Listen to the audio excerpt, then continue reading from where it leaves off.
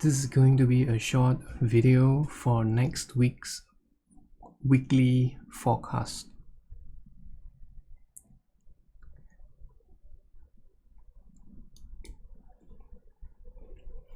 I would be only using two charts, ES and NQ futures contract. Starting off from the weekly, we have this fair value gap right down here for ES and this fair value gap for NQ.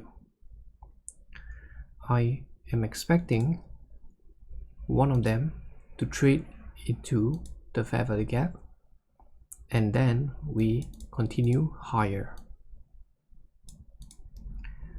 I do not need both of them to trade into the fair value gap. I just need one of them.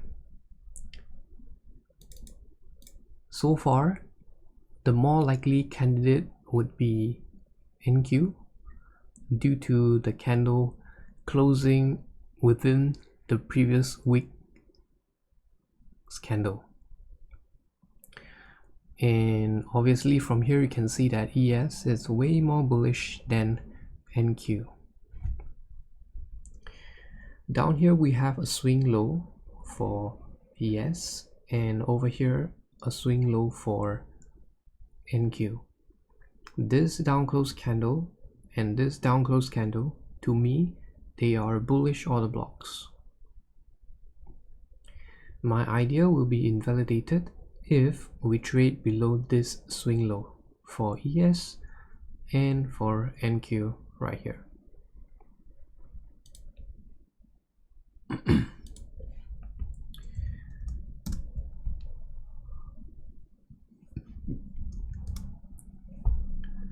Let me mark out the weekly fair value gaps high,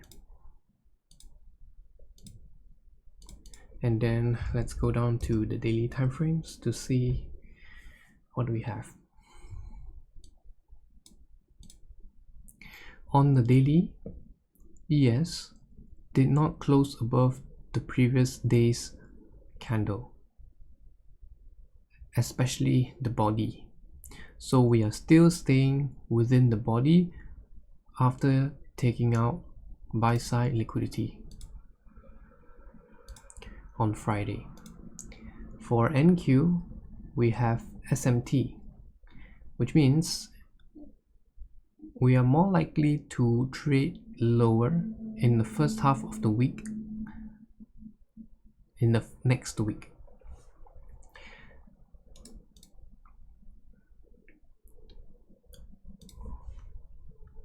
Hours.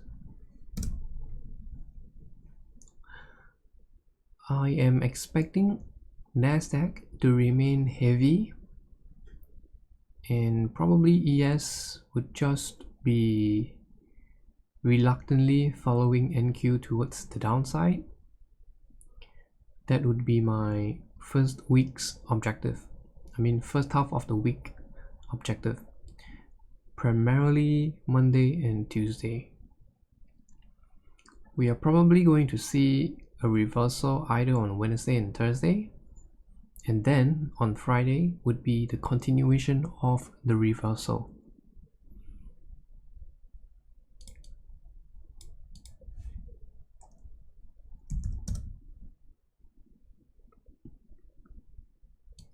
From here you can see that on the 1 hour chart, this 2 up close candle is right now a bearish order block for ES, and this 2 up close candle is the bearish order block for NQ.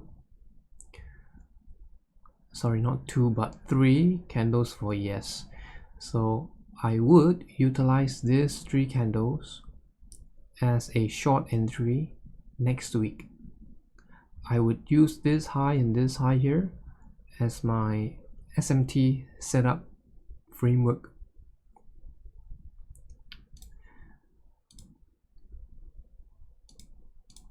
Best shorting price would be around 0.25 and 0.5 depending on Monday's 8:30 AM manipulation. We have news on Monday, Tuesday, Wednesday and Thursday. They are all 8:30 news drivers. So I'll be looking for this and lower. For ES, I would be mainly targeting this rejection block right here.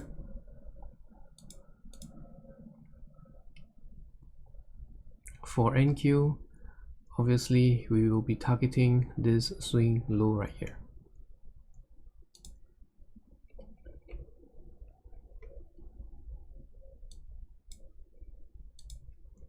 Similar to ES,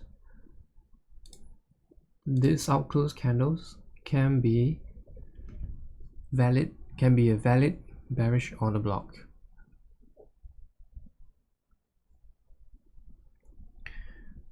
At the same time, you can see that due to the range, it's a rather large range order block. So the best case scenario would be if we get some sort of SMT within the order block, a lower time frame SMT.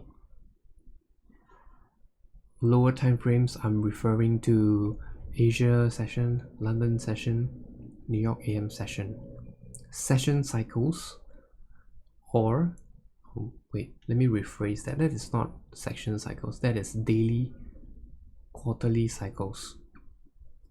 The even lower one would be the session cycles, whereby that is your 90 minutes candle framework or quarterly theory by trader day.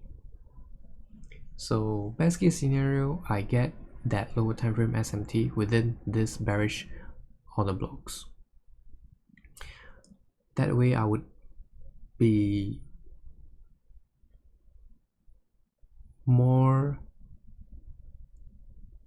be safer in terms of risk, because from here, this low to that high, that is 36 handles. That's a lot of points if I were to be wrong.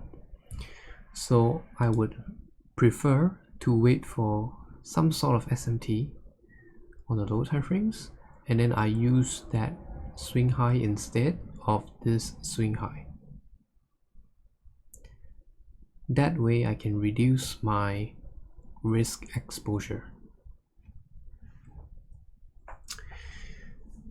This is basically it for next week's forecast. I hope you enjoyed it.